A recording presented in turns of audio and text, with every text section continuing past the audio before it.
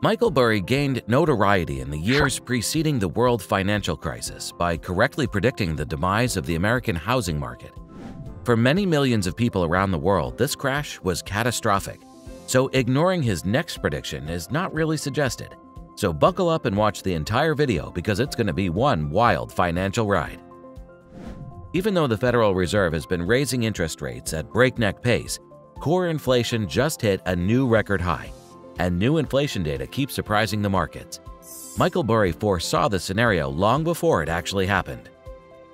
He said back in February that there was an inflationary crisis and that markets should be prepared for inflation reopening and stimulus on the way.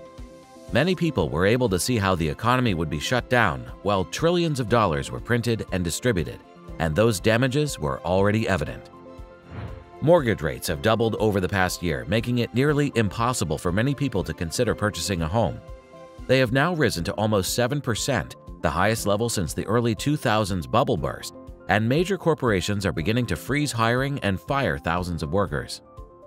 Meta platforms are predicted to eliminate up to 12,000 workers, or 15% of its entire workforce, as it restructures to help prepare for a global recession.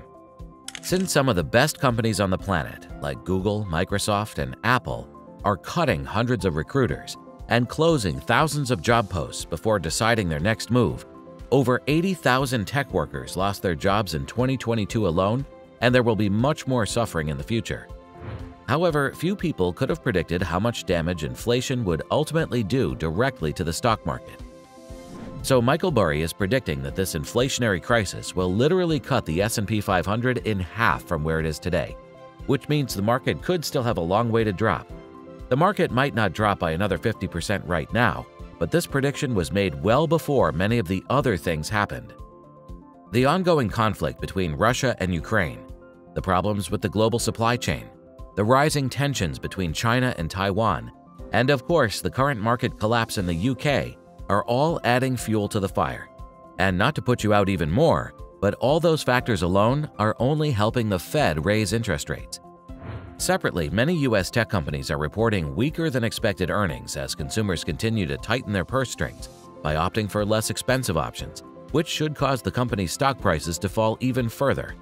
Michael Burry also pretty much predicted this in a tweet earlier. Here's where the last month's events really start to get interesting.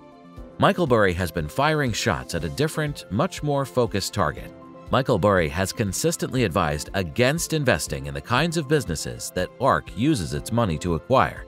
Michael Burry, for instance, cautioned against investing in businesses with large market caps and declining earnings in a tweet earlier this year. Now that we're talking about Michael Burry's huge short position against Tesla stock last year, or when he said he would be short Tesla stock again last month, it's evident that he's not really thinking 5 or 10 years out like Cathie Wood is, which is why she has kept Tesla stock as her top holding, even as the market keeps tanking, while Michael Burry is calling for inflation. The economy is already experiencing deflation, according to Cathie Wood, as inventories continue to build up, commodity prices continue to drop, and nearly every retailer is gearing up to slash prices in preparation for huge holiday sales. According to Cathie Wood's recent interview with Yahoo Finance, we come to know that the extent of the recession will ultimately depend on how far the Federal Reserve is willing to go, because they're relying on lagging indicators to raise interest rates without giving the economy enough time to prepare for them. Comment below and let me know who you side with. Are you with Cathie Wood and believe the Fed is doing more harm than good by stifling growth in nearly every market? Or are you with Michael Burry and believe that there is still much more pain to come, especially for stocks with large market caps and negative earnings? Thank you for watching, and until next time, we hope you learned something new from today's video. Please give this video a like and subscribe to our channel if you haven't already. Thanks for watching. See you in our next video.